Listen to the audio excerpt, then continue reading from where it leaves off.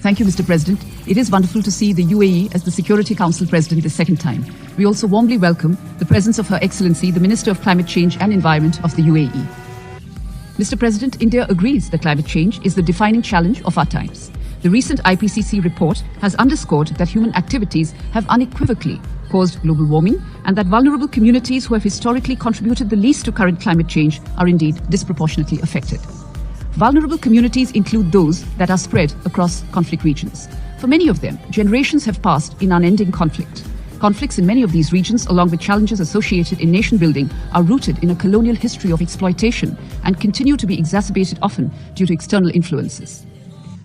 Mr. President, there exists little scientific correlation or evidence of the impact of climate change on peace and security. Thus, any attribution of cause of conflict to climate change is nothing but oversimplification. Climate change is more about development, less about peace and security. We continue to believe that choosing to place this in non-mandated forums, especially those where all members do not sit in an equal footing, may undermine the larger cause of securing climate justice. And there exists an appropriate forum for climate change, which is the UNFCCC process, where each member state has an equal stake. This is a forum where the voice of the world's smallest and most vulnerable nation threatened by climate change carries an equal weight with that of the world's greatest emitters. We continue and we need to be cognizant, Mr. President, that the UN Security Council has been mandating peacekeeping operations in situations coming under the ambit of Chapter 7 of the UN Charter. Peacekeeping operations will be effective by being clear-eyed on their primary calling and not by delving into non-mandated issues such as climate change. Mr. President, we need to deal with climate change through transformative mitigation and adaptation.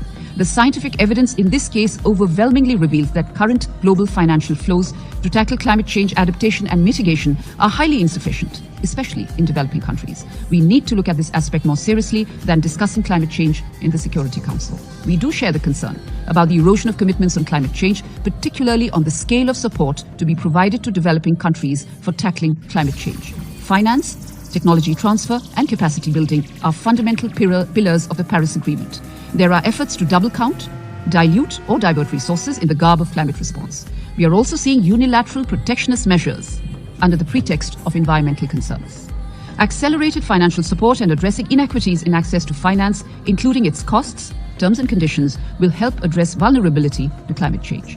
A global transformation to a low-carbon economy is expected to require an investment of at least $4 to 6 trillion per year. COP27 called upon developed countries to inter alia accelerate the development, deployment and dissemination of technologies. The Loss and Damage Fund must see a decisive finalization at COP28. India will always be a champion for real climate action and serious climate justice. We do hope that the deliberations of today's meeting will provide an impetus for rendering the climate change debate more inclusive, more just and more action-oriented. Thank you.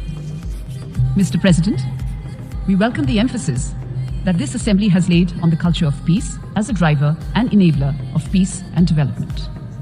We firmly believe that pluralism, tolerance, mutual respect, and the diversity of religions and beliefs are the foundation for promoting human fraternity and fostering a culture of peace. The tradition of welcoming, respecting, and honoring all faiths is as old as India itself. The great Indian philosopher-thinker Swami Vivekananda had said, and I quote him, "We believe not only in universal toleration, but we accept all religions as true," unquote.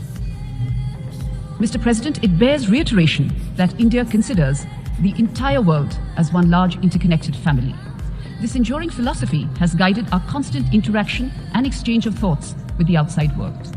In fact, and as many of you would know, the theme of India's G20 presidency is Vasudhaiv Kutumbakam, or One Earth, One Family, One Future.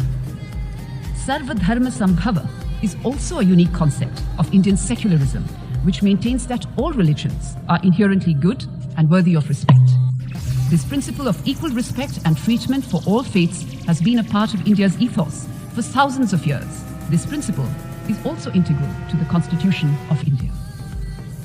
Mr. President, we appreciate the efforts of Bangladesh in presenting a resolution today on the follow-up to the Declaration and Programme of Action A/77/L74, which India is happy to co-sponsor.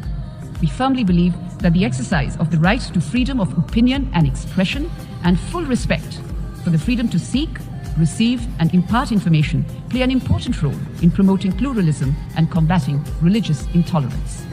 Today, as we all know, the world is facing serious threats owing to geopolitical tensions and unequal development. There is a surge in instances of intolerance, discrimination, and acts of violence based on religion or belief. We are deeply concerned with growing manifestations of intolerance, discrimination, or violence against followers of both Abrahamic and non-Abrahamic religions. It is an undeniable fact that contemporary forms of religiophobias are on the rise. These need to be factored into our discussions. We cannot exclude these in our discussions for political expediencies. We strongly condemn acts of discrimination or violence motivated by anti-Semitism, Christianophobia, and Islamophobia. We also express deep concern on the growing increase in attacks on religious places, including churches, gurudwaras, monasteries, mosques, temples, synagogues, and other religious sites. This is the time. This is the time for us to work together to strengthen human fraternity and to intensify our efforts in building a culture of peace. We urge for strengthened international efforts to foster a global dialogue on the promotion of a culture of peace and reaffirm that interreligious dialogue should be inclusive, broader, and encompass all religions and all faiths. Mr. President, terrorism, which is a manifestation of intolerance and violence, is the antithesis of all religions and cultures. The world should be concerned by terrorists who use religion to justify these acts and those who support them in this quest. We must adopt zero tolerance against terrorism and violent extremism. I will also say that effective international cooperation on any of the pillars of the United Nations, human rights, development, or peace and security, will remain elusive unless countries recognize and promote the values of democracy, pluralism, and the rule of law in the work of the United Nations. It is important, I'm sure you'll agree, that it is important to preserve the unitedness of the United Nations by pushing back all attempts to introduce a divisive agenda, particularly in matters related to religion. Member states need to work together to strengthen a real culture of peace and to envision the world as one large family, as does India. Lastly, and most regrettably, we've heard some deeply distorted and inaccurate, not to mention malicious remarks from a delegate. We have nothing but the utmost sympathy for such a mindset that utters falsehoods repeatedly, arising undeniably out of ignorance and a total lack of appreciation for a culture of peace.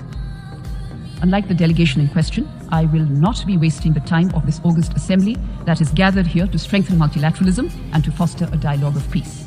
My only advice to that delegation, please look at our numerous rights of reply that we have exercised in the past. You will find your answer. As far as my country, India, is concerned, Mr. President, our agenda will always be constructive, progressive, and for the greater good of humanity. In the spirit of our civilizational ethos, we remain committed to spread the message of humanity, democracy, peace, and non-violence. We will continue to work with all member states and UN entities in promoting a culture of peace based on understanding, compassion, and respect. Thank you.